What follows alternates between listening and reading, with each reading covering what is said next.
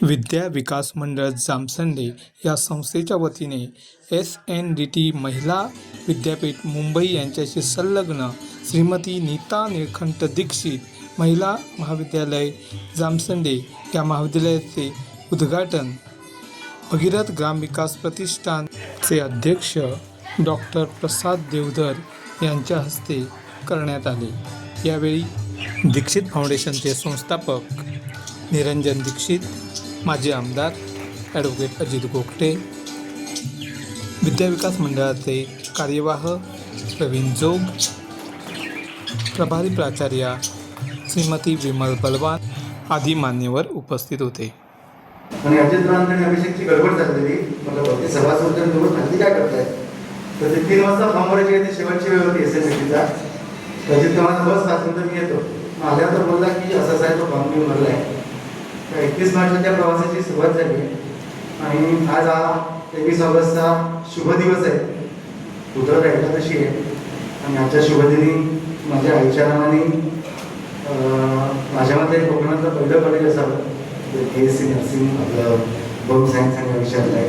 तर मला अतिशय आनंद होतोय की आपल्या स्वर्गीय आई वडिलांच्या स्मरणार्थ देवगड तालुक्या स्थिमित काही शैक्षणिक उपक्रम, जसं आता 2 महिन्यापूर्वी मार्गदर्शक त्यांच्या मार्गदर्शनाने MKCA थ्रू एक प्रशिक्षण केंद्र संगणकीय आम्ही सुरू केलं। तर अद्यावत लॅब आहे 30 कॉम्प्युटरची, त्याच तोडीचा हा SNDT कॉलेजचा उपक्रम आहे।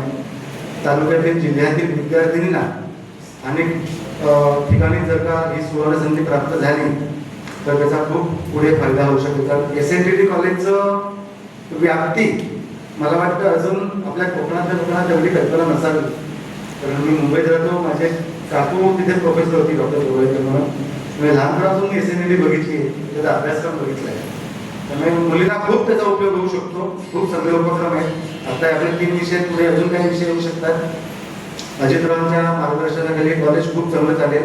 आमच्या बलवान मॅडम त्यांनी खूप मोठी जबाबदारी प्राचार्यपदाची स्वीकारली, त्याबद्दल त्यांचं खूप अभिनंदन करतो। बाकीचे सर्व सहकारी सोमन साहेब, आपले मित्र संतोष कुलकर्णी आहेत, प्रवीणजी जोग आहेत, पप्पीजी आहेत, खूप लोक आहेत, याचं अविरत काम करत आहेत आणि हे सोपं टाकत नव्हतं SNDTची परवानगी आणणं।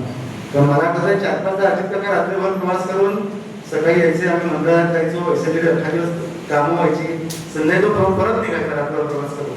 एवढं डेडिकेटेडली काम करणारे लोक या संस्थेत आहेत आणि सर्वांनी मनापासून या SNDT विषयी तन-मन धन अर्पण करून प्रयत्न केले। त्यामुळे सर्वप्रथम मी विद्याविकासाच्या सर्व कार्यकारी मंडळाचे आणि ह्या विषयाच्या सर्व हेल्पीने भाग घेणाऱ्या लोकांचे मनपूर्वक आभार मानतो, कारण त्यांच्या डेडिकेटली हे केल्याशिवाय एवढी मोठी आपल्याला यशप्राप्ती मिळाली नसती। तर पुढे भविष्याच्या दृष्टीने अजून खूप उपक्रम आपल्याला राबवायचे आहेत, यात ज्या सुरुवात आहे, तर त्या निमित्ताने विद्याविकास त्यात खूप चांगलं योगदान दिलं आहे, तसंच पुढे चालत राहावं। आमच्या सर्वांच्या विनंतीला मान देऊन आपण त्या बहुसंख्येने हजर झालात, आपले सर्वांचे पण मनपूर्वक आभार आणि धन्यवाद। नमस्कार।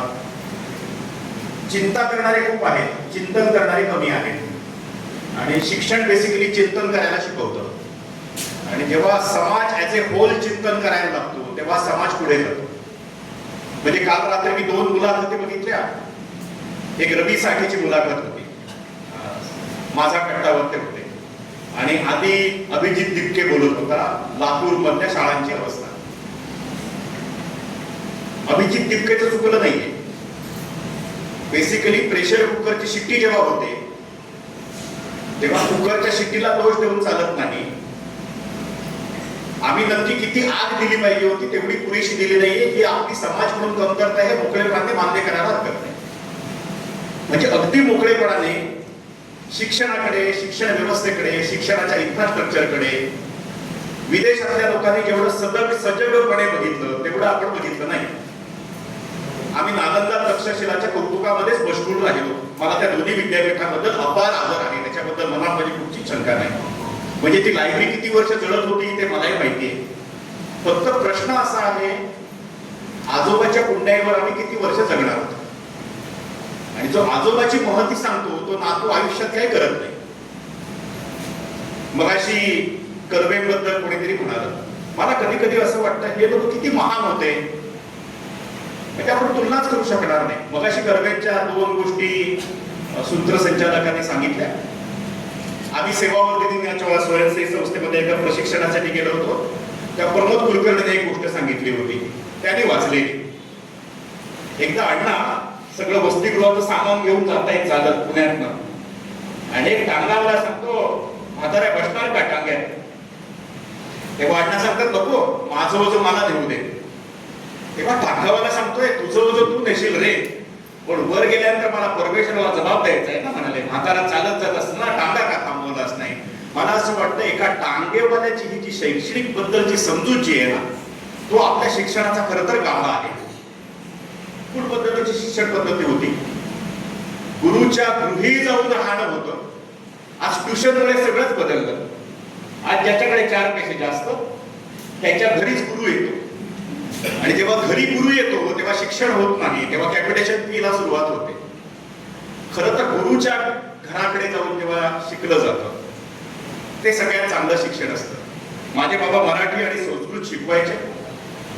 माझ्या घरामध्ये संघाचे अनेक प्रचारक यायचे. त्याच्यामुळे 10वीचा पेपर असताना बाहेर हिंदू राष्ट्राचा चर्चा सुरू असायच्या, आणि मला आई सांगायची, पहिल्यांदा अभ्यास कर, यांचं जाऊ दे, काय प्रचारक आहे, यांचं काय खरं नसतं. पण माझं निम्म लक्ष दीक्षित बाहेर असायचं, ते काय बोलतात त्याच्याकडे. तेव्हा बाबा आणि ते संघाचे प्रचारक काही काहीतरी बोलत राहायचे, आणि सामाजिक शिक्षणाचा विषय तर बाबा शिक्षक होते. एका ऋषीच्या झोपडीमध्ये, झोपडी हा कसा वाईट शब्द, त्याला कुटी शब्द वापरतात. आपल्या मराठीची ही गंमत आहे. झोपडी वेगळी, झोपडपट्टी वेगळी, आणि कुटी वेगळी असतं तेच. म्हणजे साकारलेली साधी झोपडी. कुटी होती आणि कुटीचं दार लावलं होतं. ऋषी आतमध्ये काहीतरी चिंतन करत बसले, आणि बाहेरून एक शिष्य येतो, आणि शिष्य ताटी वाजवतो, आणि तो गुरु आत्म 3 प्रश्न विचारतो. तू कोण आहेस, तुला कुठे जायचंय, आणि तुला काय करायचंय? तेव्हा बाहेरून काहीच उत्तर येत नाही, म्हणून तो मास्तर जरा सटकतो. एक गुरुजी सटकतात, आणि ते बाहेर विचारतात, आणि तुला 3 प्रश्न विचारतो, ऐकू येत नाही का म्हणाले. तेव्हा तो बाहेरचा शिष्य तसाच पोचलेला असतो. तो सांगतो, गुरुवर्य, ह्या 3 प्रश्नांची उत्तरं सांगण्यासाठीच खरं तर तुमच्याकडे आले. मी कोण आहे, मला कुठे जायचंय, आणि मला काय करायचं आहे. मला असं वाटतं ह्या 3 प्रश्नांची उत्तरं शैक्षणिक संस्थांनी दिली पाहिजेत, आणि ती देत असताना त्याला कृतीरूप जर आधार जर असेल तर ती उत्तरं अधिक अनुकूल ठरतील. म्हणजे मला निरंजन नेहमी असं वाटतं, शिक्षणामुळे जर तुम्हाला गाव सोडावं लागत असेल तर ते चांगलं शिक्षण नाही. म्हणजे शिक्षण याचा अर्थ गाव सोडणं नाही, आणि अति शिकणं याचा अर्थ देश सोडणं नाही.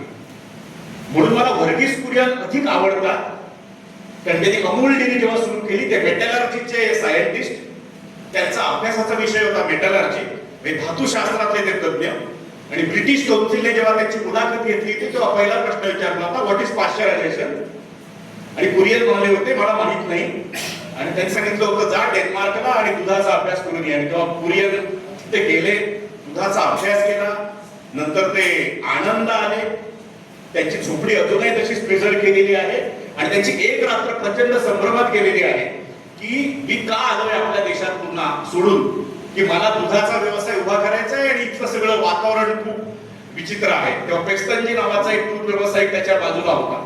मी तुम्हाला सगळ्यांना विनंती करेन, तुम्ही काहीतरी, मी एक स्वप्न पाहिले होते नावाचं पुस्तक आहे, व्हर्गीस कुरियनचं आत्मचरित्र आहे, तुम्ही मुद्दाम वाचा, की तुमच्या लक्षात येईल अमूल दूध पिता हे इंडिया असं म्हणणं सोपं आहे, की पॉपकॉर्नवाली मुलगी आता दिसतेय, पण ती सगळी स्टोरी तुम्ही सगळ्यांनी समजून घ्या.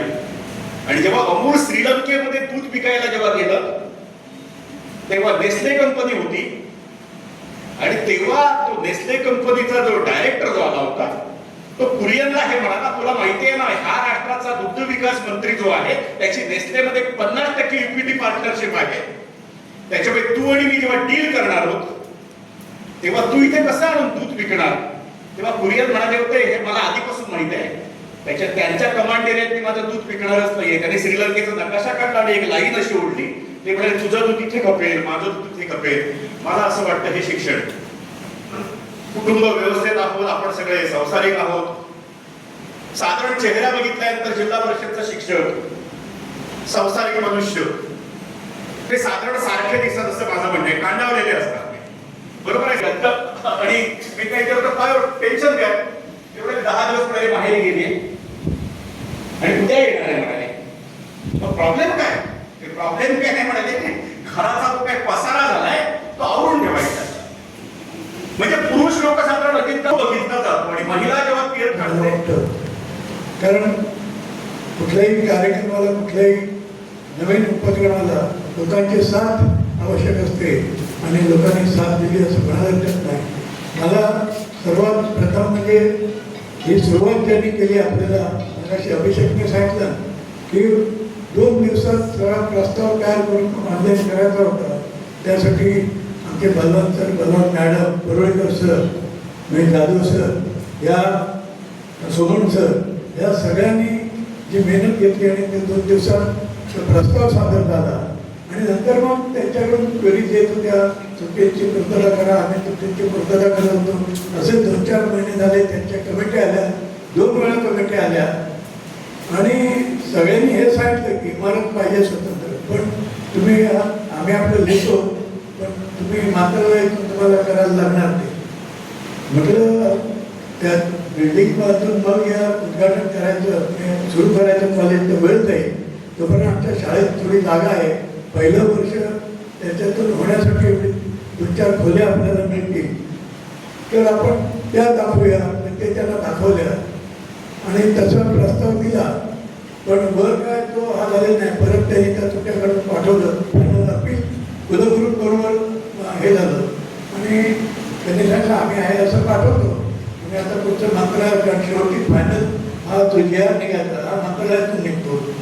आणि मग आम्हाला तिथे आमचं बदल, आमचं जो गुडविल आहे आतापासूनचा, त्याचा उपयोग झाला.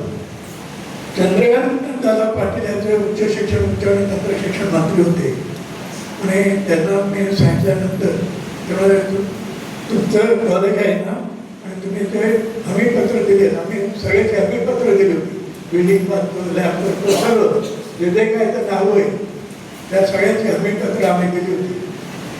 मग त्यांनी सांगितले तुम्ही तुमचं कॉलेज आहे, तुम्ही त्याच्यावर आहात, तर ही सगळी हमीपत्र तुम्ही निश्चितपणे पूर्ण कराल याची मला खात्री आहे. त्यामुळे मी स्पेशल तुमचं हे शिफारस मुख्यमंत्र्यांनी एकदम कडक धोरण धरलेलं होतं.